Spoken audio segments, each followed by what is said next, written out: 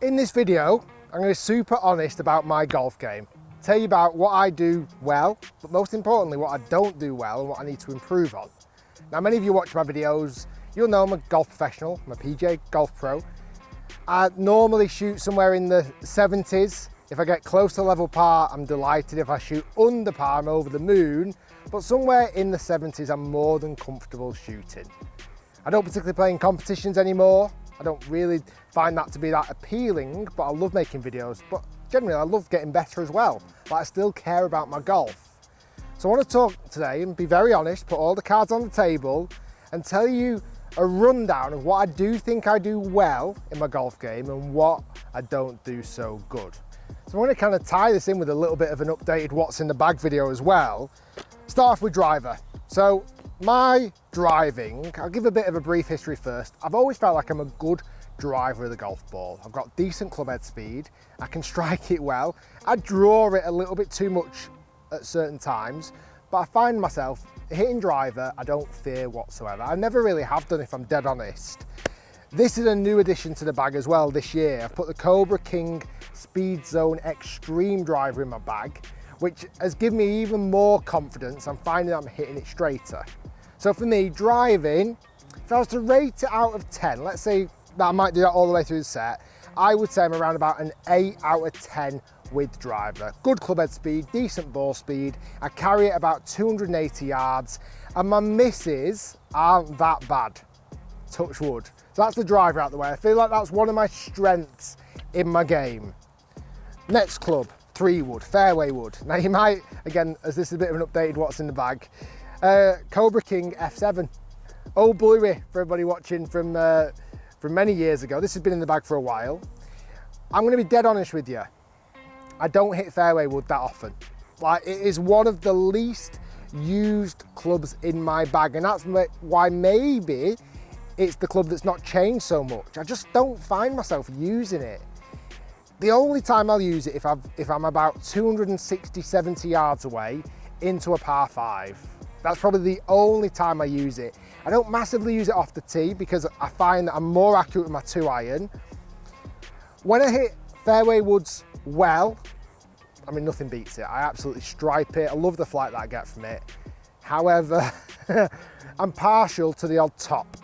I'm partial to hitting the top of the golf ball in my Fairway Wood and the ball just rolling along the ground. Quite embarrassing shot for a golf professional. So for me, I would rate my Fairway Wood probably about a 7 out of 10. And I'm not talking about Fairway Wood, the wood itself, but my ability of hitting Fairway Wood, about a 7 out of 10. But it's not bad. But again, I just don't use it that often. Before I move into my irons, this is a club I pull out a lot. This is my 2-iron, Titleist U500. Now, as driving irons go, I know a lot of people watching would be scared to death of hitting a 1 or a 2-iron. I absolutely love hitting this club. For me, this is probably one of the most consistent golf clubs in my bag. I find that I hit it a lot off the tee for safety. I'll still hit it into greens if I need to, but it's safe. I love it. The miss isn't that bad. I very rarely, if I do miss strike it, it's a little bit of a thin shot that still goes straight down the fairway. For me, this category, my longest iron, my driving iron, I think for my ability, I'm about a 9 out of 10 with this kind of club in this area. So I'm a big fan of that. Moving into my irons. We are going to come on to much more negatives in a minute, believe me. If you're a long time watcher, you'll know what those are. Irons, I've put some new irons in the bag this year. TaylorMade P7 MC irons. Love these, they're really nice. They're giving me the forgiveness that I want from a club and the feel. So they're a good addition. However, my iron play in general, I think I'm a good player with the irons. I'm long, even when I've played with golfers who are longer than me off the tee, quite typically I've been longer than them with my irons. I compress the ball, I kind of flight it really nicely. I would say, without really kind of diving into too many stats, because I've not kept any for a long time, I would say I'm a much stronger iron player than most of my game. Like, I'm good with distance control. I can flight it well, I can hit it high or low on demand. Again, I'm a little bit draw biased at times, but I can flight it. So my irons in general, all the way from my 4-iron down to Probably my 9-iron, I'm going to come on to my wedges as a separate category. I would say I'm about a 9 out of 10 with my irons. I don't often hit it horrendously. I'll catch a slight thin one every now and again. I just sometimes don't quite stay down on the ball. I don't let that right shoulder drop low enough. I get a little bit inside and a little bit up, but generally irons is pretty good. So before I come on to the part of my game that I think I am the weakest at, that I'm the worst at, that I'm like in some description, like an amateur golfer, 15 handicapper with. I'll come on to that in a minute. But before I do that, putter. Again, I've had this club in the bag for a while. This style definitely, even roll, ER2. I went out with the blacked out version recently, just very kind of classic looking putter, very nice. As putting goes, I think I'm a decent putter. I feel like my stroke is good. I feel like I'm very good at distance control.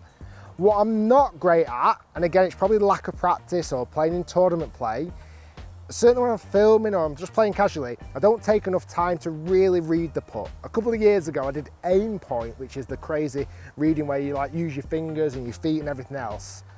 When I was doing that, I was an unbelievable putter, like really did hold a lot of putts. But over the years, I've just personally neglected my putter. I've actually just had a little putting green put in the garden, so that might get a little bit better, but we'll see. But putting is okay. I would rate myself as a golf professional, rating my putting, I would say I'm about a 7 out of 10.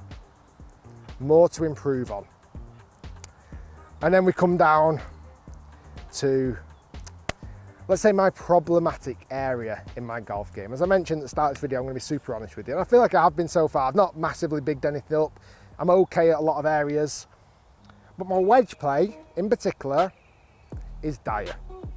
My pitching distance control is shocking.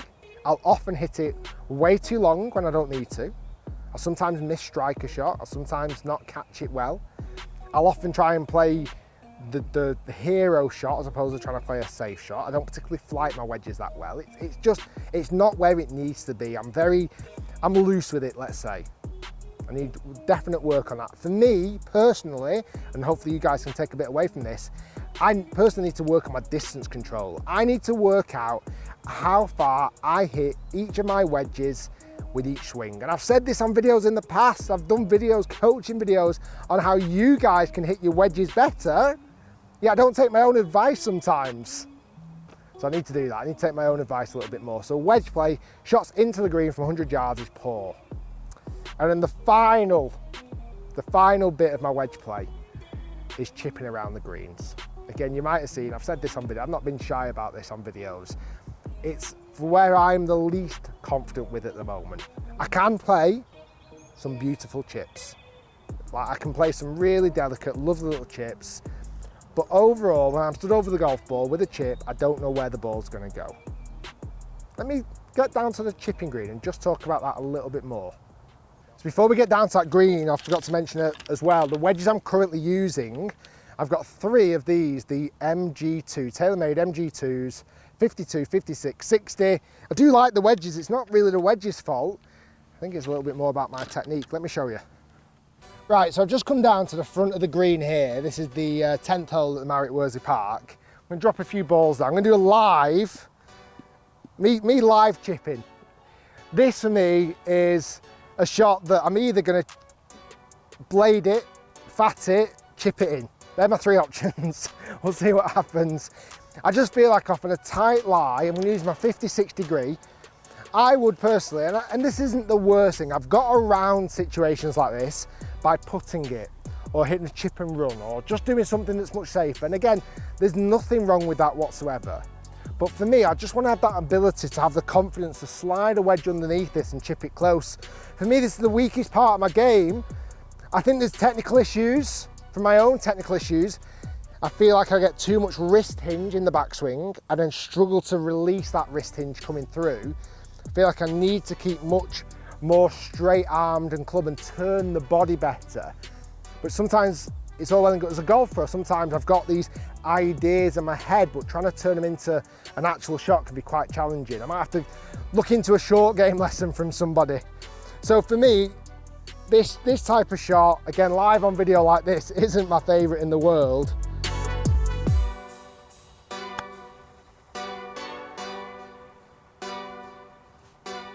I take it all back.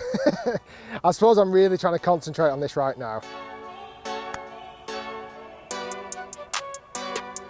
So what's mad about that one?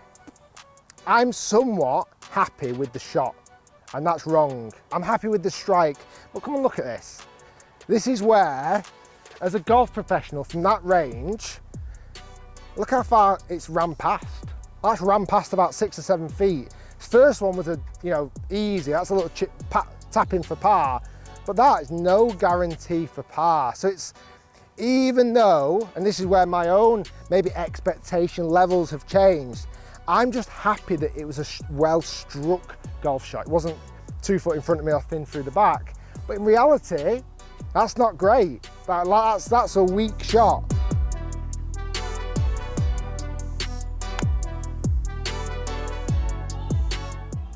That's a little bit better. Then one more.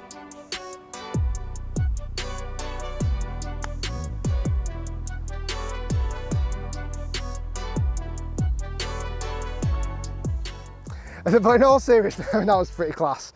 In all seriousness, no, it might even just be a mind blank, like just venting it, airing it to camera is actually helping me feel a little bit better about it. I mean, like I say, they are pretty nice shots, and that's unlike me, and maybe I've concentrated a little bit more. Maybe it's not my chipping that's the weakest part of my game. Maybe it's in here. A lot of golfers will struggle with that mental side. Maybe that's where it is, and I've definitely struggled with that. Put me under any type of pressure. I remember a couple of years ago, I was playing in the BMW Pro-Am down at Wentworth. If you put me in that situation and filled this green with 1,000 people, even if it was 10 people, I'd be a nervous wreck. I need to watch this video again to show you I can chip. Guys, thanks for watching. Hopefully that's like a little bit of an insight. I'm gonna be honest, they're way better than I expected it to be, but it's part and parcel of it. You don't get 4 attempts at a chip. Stay tuned, lots more to come. I'll show you what I'm gonna do to improve my short game, or improve up here to help you guys improve too. We'll see you soon. Thanks for watching. Make sure you like and subscribe. That's me bearing all about my golf game. That was a pretty class chip.